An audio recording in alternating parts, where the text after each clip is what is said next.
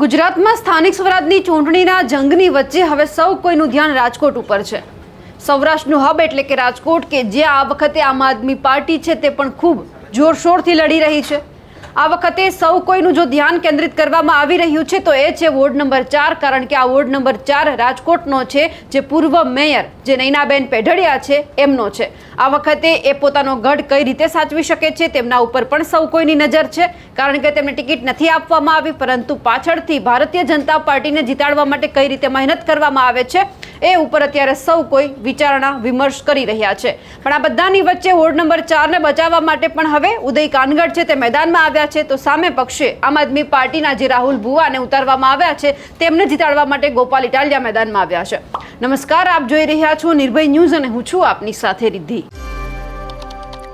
ગુજરાતની અંદર જ્યારે સ્થાનિક સ્વરાજની ચૂંટણીનો જંગ અત્યારે જબરદસ્ત આપણને દેખાઈ રહ્યો છે, એમાં સૌ કોઈ પોતાના પક્ષને જીતાડવા માટે મહેનત કરી રહ્યા છે। ધારાસભ્ય ખુદ મેદાનમાં આવી રહ્યા છે, કારણ કે જ્યારે એમના ઉમેદવારોને મેદાનમાં ઉતારવામાં આવ્યા છે એટલે સ્વાભાવિક છે કે નવા ચહેરાને અમુક લોકો ઓળખતા હોય, અમુક લોકો ન પણ ઓળખતા હોય, અને એવામાં જો ધારાસભ્ય ગ્રાઉન્ડ ઉપર જાય, લોકો સાથે વાતચીત કરે તો સ્વાભાવિક છે કે પક્ષ તરફ જે લોકો છે તે પણ આકર્ષાય। હવે જ્યારે રાજકોટની અંદર ward number 4માં Bharatiya Janata party અને આમ આદમી પાર્ટીની એક સભા હતી। આમ આદમી પાર્ટીની સભામાં ગોપાલ ઇટાલિયા હાજર હતા, તો સામે પક્ષે ઉદય કાનગડ પણ હાજર હતા, અને આજ સમય દરમિયાન જે ઉદય કાનગડ છે તેમણે ગોપાલ ઇટાલિયાનું નામ લીધા વગર એમના ઉપર આડે હાથ પ્રહાર કર્યા છે અને કહી દીધું છે કે ચોમાસામાં જે રીતે દેડકાઓ બહાર આવે છે, કુદાકૂદ કરે છે, બસ એ જ રીતે ઘણા બધા પક્ષના જે નેતાઓ છે તે પણ આવે છે। જ્યારે ચૂંટણી આવે ત્યારે આપણને ગ્રાઉન્ડ ઉપર દેખાય, પછી કોઈ જ દેખાતા નથી, અલગ અલગ કલરના ખેસ પહેરીને આવી જાય છે, પરંતુ જ્યારે કામ પડે છે ત્યારે કોઈ જ નથી આવતું। સામે પક્ષે ગોપાલ ઇટાલિયાની પણ સભા હતી, એમણે પણ ભારતીય જનતા પાર્ટીના ઘણા બધા નેતા ઉપર આડે હાથ પ્રહાર કર્યા છે। આ વખતે વોર્ડ નંબર 4 ઉપર એટલા માટે ધ્યાન સૌ કોઈનું છે, કારણ કે જ્યારે પૂર્વ મેયર નૈનાબેનનો જ્યારે આ વોર્ડ છે એમને રિપીટ કરવામાં નથી આવ્યા, નવા ઉમેદવાર મૂકવામાં આવ્યા છે, એ વિસ્તારમાં કામ જ નથી થયા, અને હવે આમ આદમી પાર્ટીના જે એક સમયે વિધાનસભા લડી ચૂકેલા રાહુલ ભુવા છે તેમને આમ આદમી પાર્ટીએ ટિકિટ આપી છે, એટલે આ વખતે જંગ છે જબરદસ્ત ખેલાવા જઈ રહ્યો છે। આ બધાની વચ્ચે ઉદય કાનગડ શું કહી રહ્યા છે ગોપાલ ઇટાલિયા માટે તે પણ સાંભળીએ।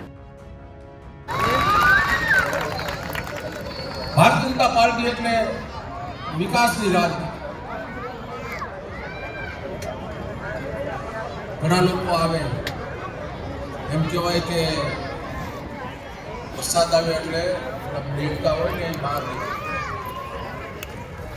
પછી ચૂંટણી પછી એ પાછા કોઈ દેખાય નહીં। પાછી ચૂંટણી જ્યારે આવે ત્યારે પાછા ગમે એવા કાળા પીળા પટ્ટા પહેરી ઝંડા લગાડી અને નીકળી જાય છે। ભારતીય જનતા પાર્ટી એટલે વિકાસની રાજનીતિ। ઘણા લોકો આવે એમ કહેવાય કે વરસાદ આવે એટલે દેડકા હોય ને એ બહાર નીકળે, પછી ચૂંટણી પછી એ પાછા કોઈ દેખાય નહીં। પાછી ચૂંટણી જ્યારે આવે ત્યારે પાછા ગમે એવા કાળા પીળા પટ્ટા પહેરી ઝંડા લગાડી અને નીકળી જાય છે।